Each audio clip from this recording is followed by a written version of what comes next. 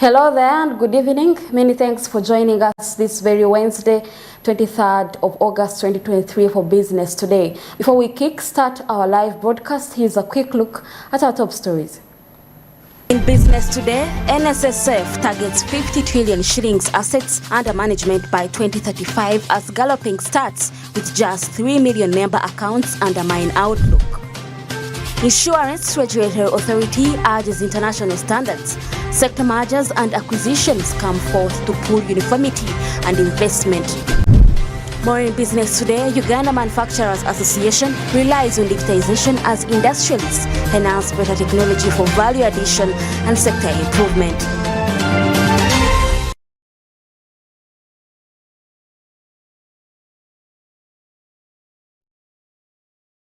Once again, I'm Rana Habwe, together with Winnie Zanaka for the sign language interpretation. We kick it off with bitter money lenders. Parliament has directed government through Ministry of Internal Affairs and Finance, as well as the Office of the Prime Minister, to apprehend a certain group of money lenders who have made it a point to beat up their clients who delayed payment of their loans. The matter was brought to the attention of the House by MPs from Eastern Uganda whose constituents are being clobbered by the said moneylenders. Take a look. Many borrowers are challenged when it comes to loan repayment and oftentimes find themselves surrendering their assets and properties for failure to pay these loans. In parts of Busoga, Tororo and the neighboring districts, moneylenders have resorted to beating their clients, as told by the legislators. Honorable Speaker, some of the people who are beaten, we have Chisame, who is a border person from Bugole zone. We have Chisa Alamanzani from Cheya. We have Frank Aluvale from Market zone. The recent incident, right, Honorable Speaker, which is very shaming, on Sunday, this group went and invaded a church. They invaded a church which is called they call that church Personal Christian Assembly. Now, this church had hosted Bazungu, the white people. So they were posing and singing, they began singing those stories. All of a sudden, these people entered the church. They began with the pastor, he's called the Pastor Waiswa. That one got his beating. Then that group which was in the church had to flee, to run away. It's a scandal, right, Honorable Speaker. According to the area members of Parliament, the so-called daily money lenders have spread to many parts of the country and have created fear among its many Ugandans, since even the police fears to touch them. This team, I think, is not only isolated to the area raised by Honorable Chivalia, but they seem to have spread across. In my constituency, I have a team of money lenders who are now popularly referred as to daily. They have made women to run away. Women go and hide at times in Kenya because there's a lot of conflict. So I've been trying to find out, this team called daily, where are they coming from? So I think the investigation should be extended beyond Aloka. These are money lenders, as I am told. But I have not had the opportunity to meet them, but the whole community is living in fear because of daily. Right, Honorable Speaker, when those that were beaten, because when they are recovering, they arrest and beat. Those that were beaten, right, Honorable Speaker, tried to report it to police. But the response they got from police was, those people are untouchable. They reported it to Namwendwa police post, those ones feared them. They went to Kamuli police station, where even there is a DPC and these other people, they said those are untouchable. I want to inform my colleague that this group is spilling over to Luuka. In fact, the man is referring to as Chisala Manzan is my brother. After beating him thoroughly, I found him at home, crawling, and even they took the motorcycle I gave him up to now. So the procedure matter I'm raising is that the Internal Affairs Ministry should, as it regards the investigation, should also put Luuka into consideration. Deputy Speaker of Parliament Thomas Tayewa has directed government to get involved in this matter and apprehend these people who call themselves the untouchables. Presented the case you know, it could make you laugh, but it sounds horrible and really, really bad. As if people are running a terror cell, you know, in the area. Right, Honourable Prime Minister, this one we need to take it up seriously. And the Minister for Internal Affairs should arrange a team to go on the ground, meet, and I think we should also involve the political leaders so that a team from government goes on the ground and meets the community and establishes really what's going on, and action should be taken. Parliament cancelled all contracts of moneylenders who are giving money to members of Parliament after legislators raised concerns of these moneylenders directly deducting these loans from their salaries. Speaker Tayewa's further cautioned his members who are still dealing with moneylenders that in case they find any problem with them, they shouldn't involve Parliament. SMART24 TV, Business Today. Thank you, Samla Hanifa, for that report. We now look at enhancing trade efficiency. In an ambitious move towards sector growth, Uganda Manufacturers Association, together with key stakeholders, has unveiled the international exhibition, a remarkable initiative that promises to reshape the landscape of manufacturing and trade, not just in Uganda, but in the international scene as well. This is in a bid to reflect adaptability and collaboration, highlighting the crucial role that digital transformation and innovation play in driving manufacturing and trade efficiency. Take a look. The annual demand for manufactured goods within East African community is consistently growing at a rate of 16%.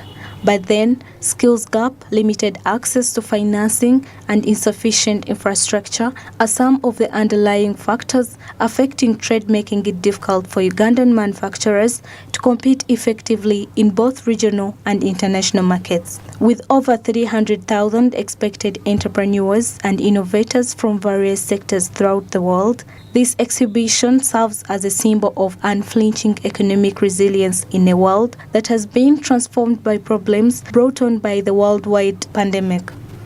Gap that we have in our education system. We know exactly where we want to go. We know exactly how to get where we want to go, but the means of getting where we want to go is still a challenge. What am I saying? This curriculum we have in Uganda for engineering is purely theoretical, and there's a lack as far as practical training is concerned. So the students that we get out of the universities in Uganda, the moment we bring them into our manufacturing sector, we always find challenges. They understand and appreciate that our manufacturers are still facing a lot of challenges around accessibility to affordable credit, challenges around limited consumer trust, challenges around quality assurance. Against the backdrop of disruptions in global trade, this embodies spirit of adaptability, collaboration and progress, highlighting the crucial role that digital transformation and innovation play and ability of industrialists to harness technological advancements for value addition. Uptake of technology by the manufacturing industry is amazingly very fast, and our young men and women from universities have taken on this challenge with very good appetite, and they are moving the industry to the next level. We're already in AI.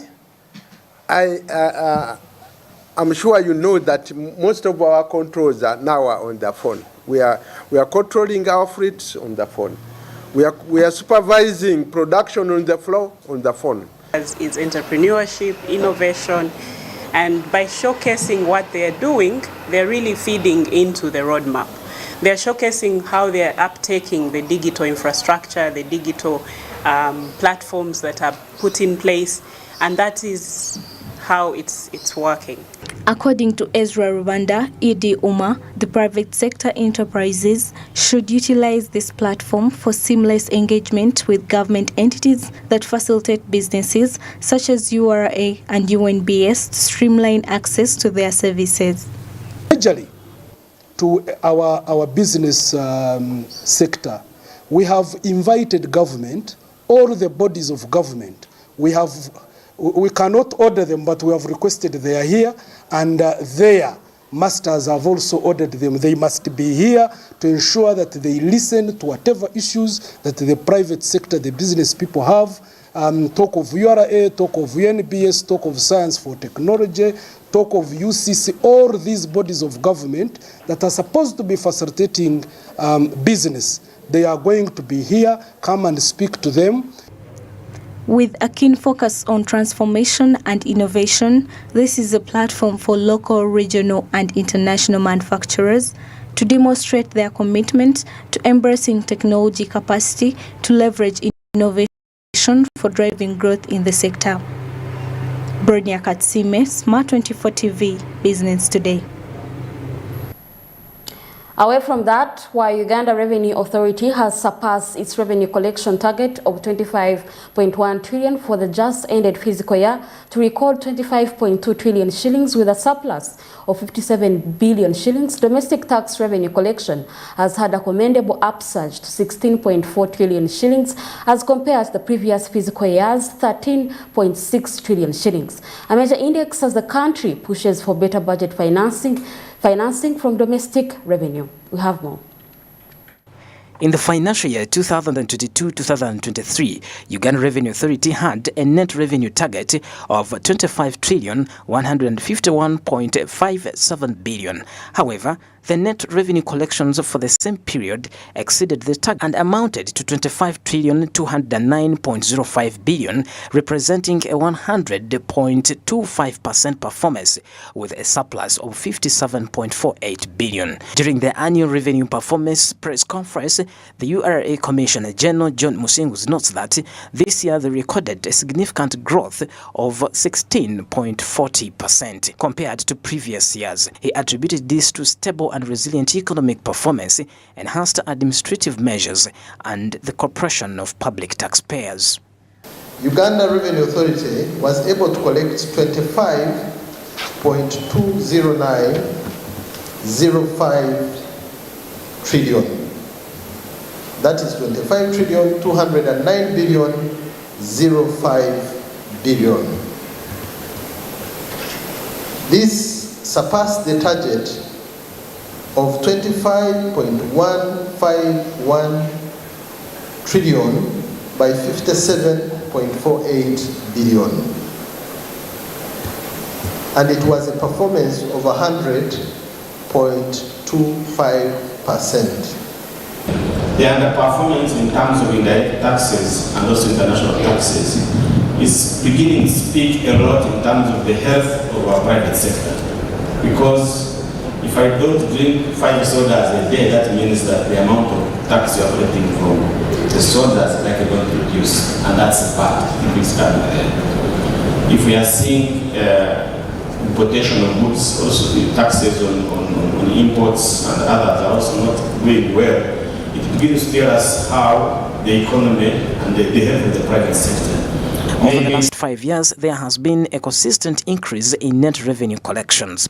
However, in the fiscal year 2019-2020, growth was slow due to the impacts of COVID-19 pandemic. But in the most recent data shows that the economy has performed better than expected, with a 5.3% growth in real terms during the financial year 2022-2023, compared to a 4.6% growth in financial year 2021-2022, and that's according to the latest GDP figures. Also, the growth in the economy has been steady over the years, from 4.6 in 2021-22, 5.3 in the year 22-23. Detailed review of the performance. Domestic taxes collection. During the financial year 2022-23, total revenue of 16.425 trillion was collected, which exceeded the target of 16.118 by 101.46. Recently, Parliament approved the imposition of 5% levy of the revenues earned by foreign digital companies like Facebook, Twitter, Amazon, and Netflix. According to the Commissioner of Domestic Tax, Sarah Chelangati, government was able to collect 6 billion this financial year. Just quick comments on the digital tax. Last financial year, we rolled out the collection of VAT on electronic services from players such as the Amazon, Zoom, Communications, Google, Uber, all those online, Netflix, those online movies. And we were able to collect a total of 6 billion for that financial year. But as you will note, this tax is collected quarterly. So for the quarter April, May and June, that money comes in July. But again, because we rolled out from July, so this represents specifically only 3 quarters. Looking at domestic tax revenue collection in the fiscal year 2022-2023, the total revenue collection was 16,425.41 billion, surpassing the target of 16,188.51 billion by 101.46% and resulting in a surplus of 236.89 billion. This represents a growth of 2,761.52 billion, that's 20.21% compared to the previous fiscal year.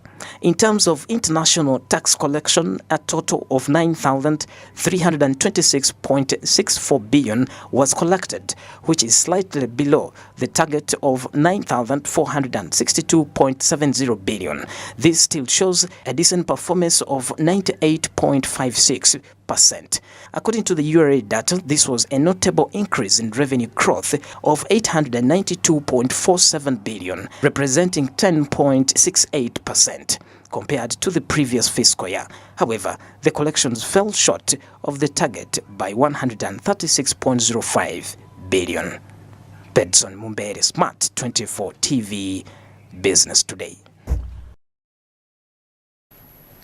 Now, in line with that, the National Social Security Fund has set forth Agenda 2035 that seeks more market contributions, 50 trillion shillings asset under management, and 50 of the workforce remitting to the fund. The agenda is, however, threatened by the poor sub-Saharan states where less than 10% workers save for post-retirement, and locally just for 3 million member accounts were recorded by the end of last year in the pension sector. We have details.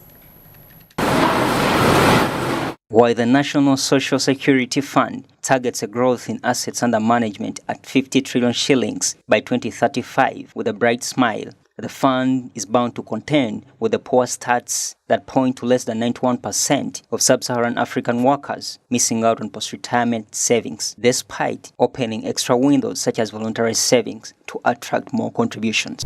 We want to expand social security to most Ugandans. Our purpose as a fund is to make lives better by making savings a way of life. Right now, we are giving that to only 10% of Uganda's working population. We have a membership base of about 1.6 million members. Tell that number to 50%. Now, if you think about it, the moment you get there, you're no longer in the formal space. So we are going to make sure that now we get involved in the informal sector in agriculture, because that's where the majority of the Ugandans are and where we can find them. We want to do that and make sure that the engagement rate, the satisfaction rate of our staff remains at 95%, customers 95%, and of our stakeholders 95%. It's a very, very high level of expectation we put on our customers and our staff. Just last year, the sector covered 14.6% of the country's eligible market, had 19.9 trillion assets under management, 3 million member accounts, 1.8 trillion contributions, and 1.4 trillion as paid benefits. In Uganda Retirement Benefits Regulatory Authority's fourth quarter that ended in March this year, sector assets stood at 20.56 trillion. Portfolio dropped by 0.2% from 20.59 trillion in December last year to 20.56 trillion. 553 billion shillings in contribution against 352 billion shillings in withdrawals. Negative 0.2% and 6.2% growth for quarter-on-quarter and year-on-year respectively. The informal sector remains largely detached from national social security, just as it is with a big section of the formal sector. With just 10% of the workforce remitting contributions to the fund, 2035 has been set as target to have amassed 50% of the working population. Then we'll get to 2035, we'll get to 50 trillion shillings by 2035. So then you can say that the mantra for 2035 for us is simple: 50, 50, 95. 50% coverage, 50 trillion shillings. Make sure the customers are engaged and satisfied with their services at 95%. To get that, we have two prongs that we are following. One is to create a willingness to save. The other one is to create the capacity to save. Now we'll do so through innovation and agility, and I'll just talk a little bit about what that means. Creating a willingness to save means that we shall implement what we call empowerment programs, financial literacy, partnerships, increasing compliance, technology, so that we can serve our members as easily as how they want us to serve them. Youth are a key target heading forward, and as per Uganda's unemployment data, more efforts are required to support prudent employment and promote savings. To the fund, a sustainability strategy focused on job creation is necessary, with interventions such as in agriculture and the innovation space. For example, the area of job creation, we're actually now very engaged in creating jobs. I mean, we have a program called the High Innovator, which was looking at startups in an area where you have the highest fatality of businesses. We've done 267 startups so far. NSSF's new administration, with Patrick Ayota appointed Managing Director and Gerard Paul Kasato acting Deputy Managing Director, there is big feat to cover and meet the pronounced Agenda 2035, where the fund seeks better investment and return on investment for contributors. Ivan Tibenkana, SMART24 TV, Business Today. That story will usher us into a quick break. We still have more. Stick around.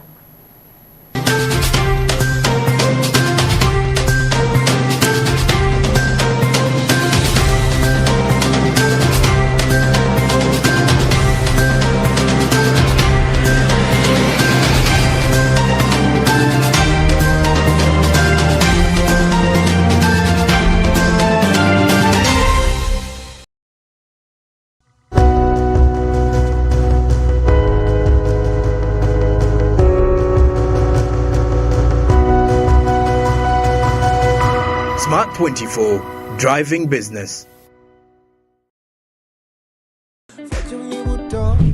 Cooking oil like no other makes your meal so sweet and scrumptious. The taste of Uganda, yeah, the taste of Uganda.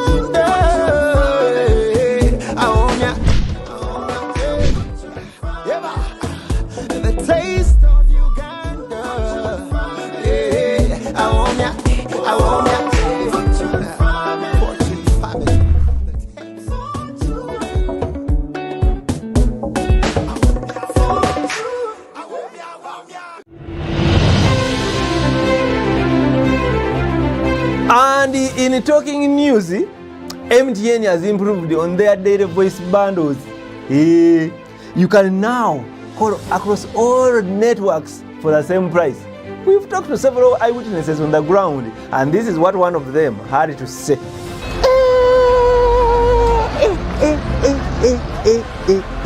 Amos, did you hear about the MTN daily voice bundles?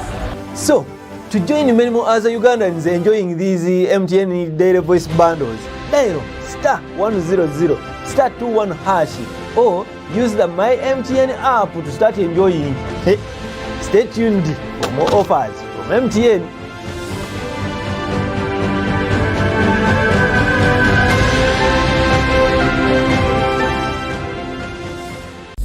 Say goodbye to paperwork and travel costs. Now every MTN customer can register to invest in securities anytime and anywhere with Zabu in a few simple steps. Step 1. Dial *292 hash. Step 2. Select option 1. Register with Zabu. Step 3. Enter your full names. Step 4. Enter your national identification number. Step 5. Enter your national identification card number. In 24 hours, you will receive an SMS confirming your registration. Congratulations, you are now ready to invest.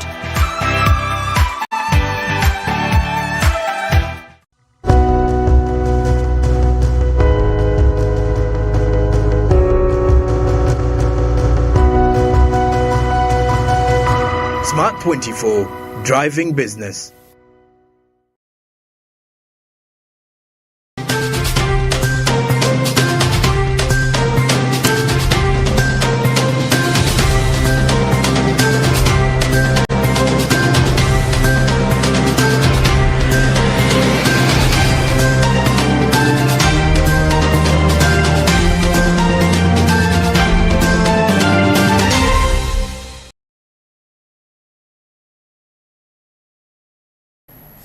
Welcome back from that quick break. You're still watching Business Today.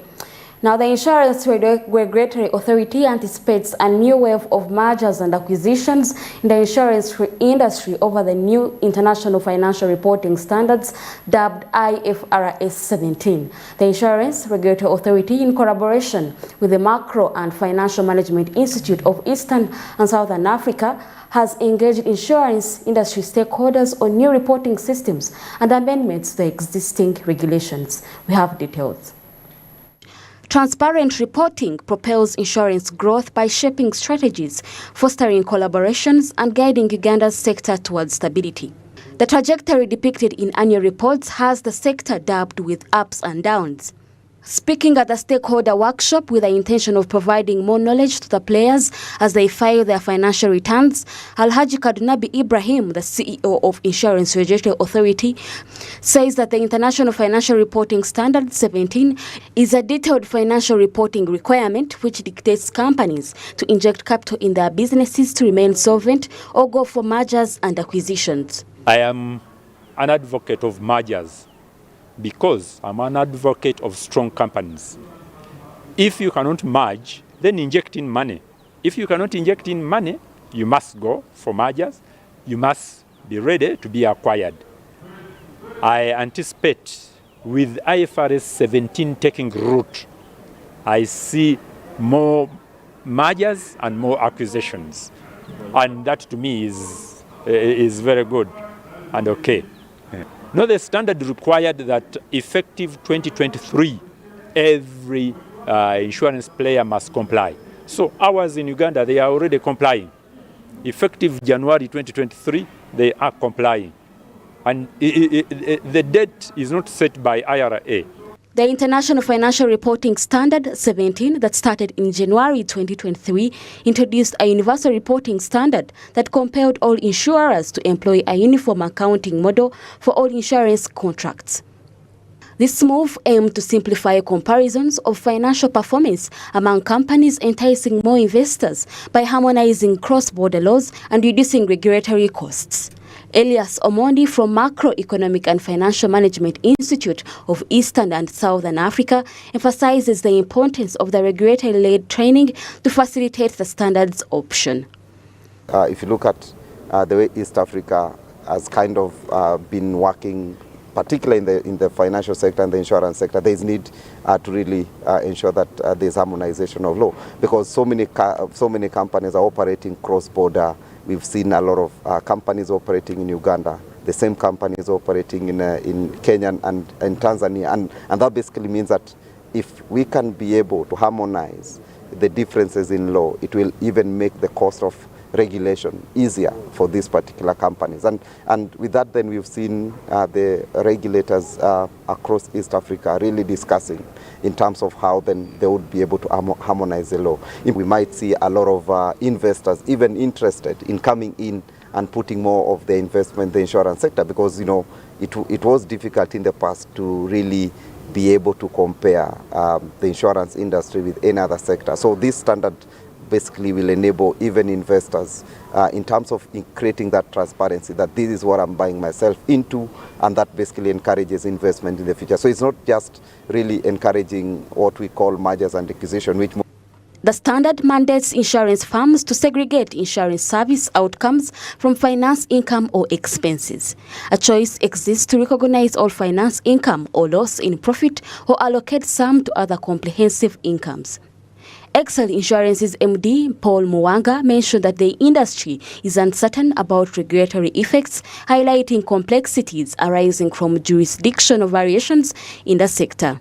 We are not yet certain of how the regulation will impact the industry.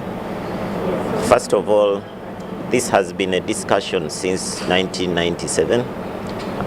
The standard is a little complicated because it's worldwide, but there are different laws, there are different jurisdictions, and there are different companies at different stages offering different products to the public. Because of that, it's not very easy to standardize for everybody because of the many variables that are involved. What has happened over the last 2 to 3 years is that we have gotten a lot of support from our regulator and MEFME and other partners, and that is why we continue engaging and speaking so that we get a common way forward on how to deal with the standard. And this is one of the workshops to try and achieve that. In a recent meeting with the regulators from East, Central and Southern Africa, Uganda was recognized as a leader in International Financial Reporting Standards 17 implementation, second to only South Africa. It replaces the International Financial Reporting Standards in 2004, which allowed varied accounting approaches, causing complexity in assessing insurance contract economics. Rona Nahabwe, SMART24 TV, Business Today. We now look at the Kigezi potato value chain. Batuma Community Foundation's workshop in Rwanda district tackled potato production challenges through training by major associations like Farm to Table Limited, Uganda National Seed Potato Growers, Kisoro Potato Growers Union, and more. Focusing Irish potato serves as a vital food source and income stream for farmers, with 60% of output concentrated in southwestern Uganda's highlands, that is in Kabale, Rwanda, Kisoro districts. Annual production ranges from 800,000 to 1 million metric tons as per National Agriculture Advisory Services. Innovating the Uganda Potato Value Chain project has been operational since last year in August and will run through 2025. Its central aim is to boost the economic viability of potato farming by improving the commercialization of both potato seeds and ware production. Niyek Vendla, Delphi's general advisor on arable farming, says the project's core mission is to create a robust market-oriented value chain that connects farmers to the processing industry in Uganda while ensuring sustainable and interconnected growth. What we discussed, actually 35%. So it's. Vendla adds that this was an innovative response to the traditional potato farming challenge, which with their revolutionary methods is set to elevate yields, decrease costs, and ignite a transformative shift in potato cultivation, an exciting prospect embraced by eager farmers. The traditional way of growing potatoes here in Uganda is not the most efficient way to grow potatoes. So we introduced somewhere other way of growing potatoes, and that's what we try to learn, and there's way much behind that because there's a lot of knowledge that we put in, because we say if we do it that way, it's a better way, because all kinds of things. Why is it better?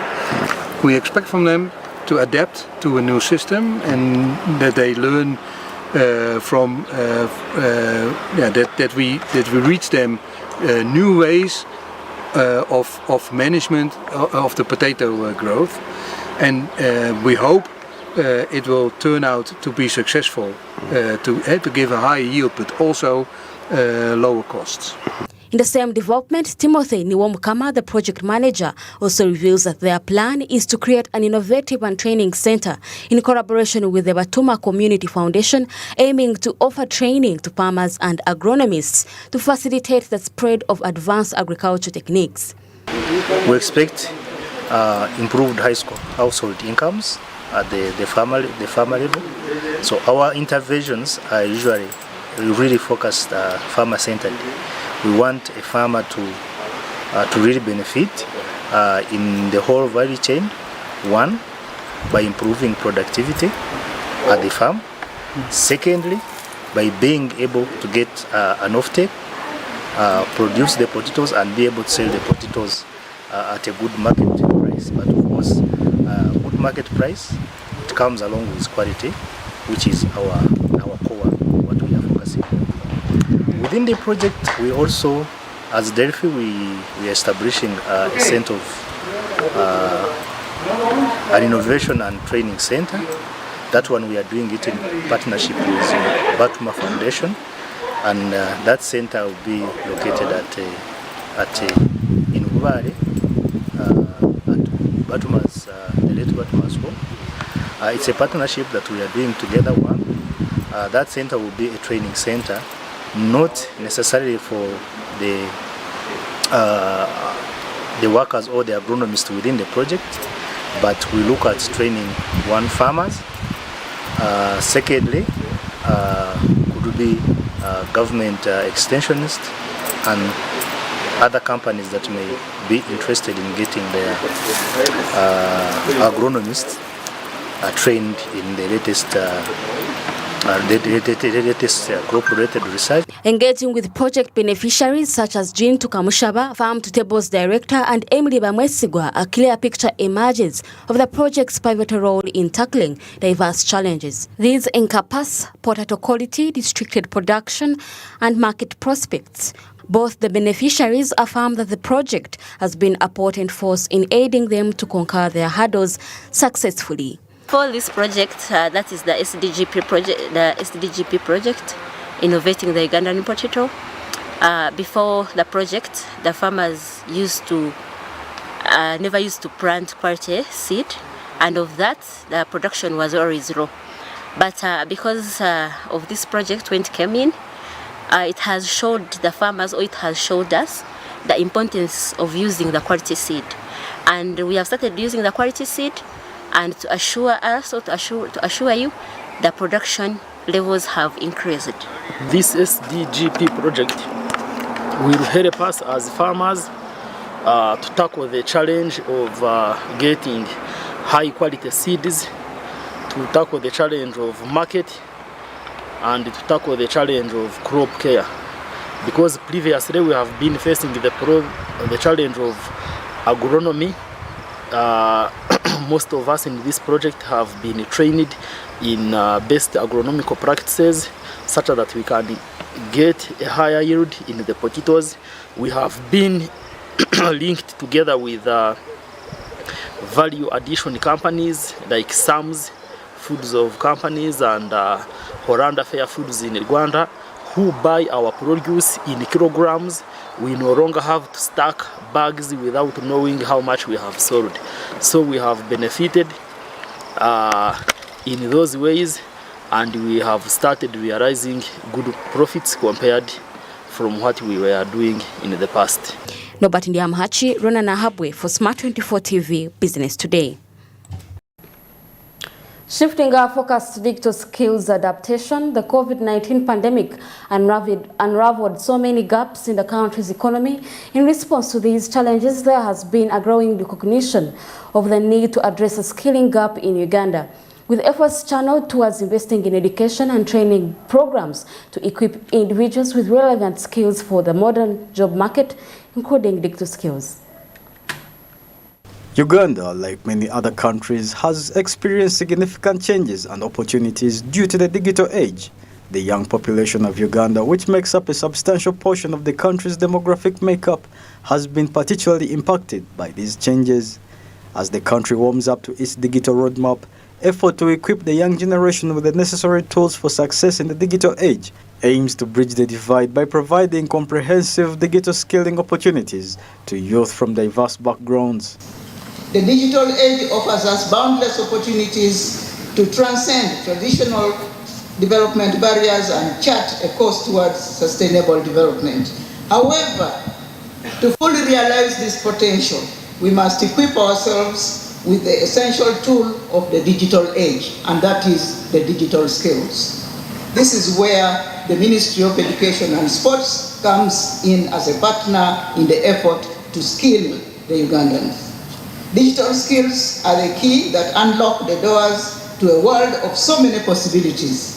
I want our young people and old citizens, the teachers, the learners, and all to know that digital skills you acquire today will prepare you to embrace emerging technologies, adapt to changing job landscapes, and participate in the global digital economy. Recognizing the increasing importance of digital skills in today's society, digital skilling seeks to ensure that no young person is left behind, soliciting collaborative efforts between local education institutions, industry partners, and the Education Ministry. Global certification players like ICDL have established cooperation with a number of schools who have since adopted ICDL standard for digital skilling. Our vision is very clear. We aim to create a generation of digitally competent citizens who can leverage technology to solve problems, technology to innovate, and contributing meaningfully to our society. By incorporating digital skills into our education curriculum, we are preparing our students for tomorrow's jobs and nurturing a generation of critical thinkers and problem solvers who can drive innovation across all sectors. 8 schools who have established ICDL clubs. They've adopted ICDL as their standard for digital skills. But obviously we're very ambitious. We want to see as many schools as possible have access to the opportunity of ICDL to develop the skills of their young people. With the exposure of existing challenges by the COVID pandemic, such as business and school closures, including the lack of skills to undertake these services online, the lessons learned are being used to shape policies and strategies that can build a more resilient and adaptable workforce in Uganda. It is very important because of the importance of building resilience to crisis and shocks. Why does it matter? I think when COVID hit, we also saw the impacts of COVID, in many ways, in terms of people not able to go to school. So what lessons have we learned from it, and how do we ensure that through digitalization we can be able to get many to access skilling, education in future? Michael Niyitegeka, the ICDL country director, has advised government to increase the amount of internet-enabling gadgets in circulation in order to widen its tax collection base. Any digital platform that is making money into this country, government is taxing it. And we are saying, increase your tax base by enabling access to devices and internet, and then you'll have more people onto the platforms, and therefore more money. That's really the logic around it or behind it. And so we are optimistic that in the coming years we'll begin to see a change in policy around access to devices and internet. Stuart Jacon, SMART24 Television, Business Today. We've come to the end of Business Today. Thank you for having joined us tonight. Before I officially sign out, here's a quick look at what topped our focus tonight. In Business Today, NSSF targets 50 trillion shillings assets under management by 2035 as galloping starts with just 3 million member accounts undermine outlook. Insurance Regulatory Authority urges international standards. Sector mergers and acquisitions come forth to pull uniformity and investment. More in Business Today, Uganda Manufacturers Association relies on digitization as industrialists enhance better technology for value addition and sector improvement.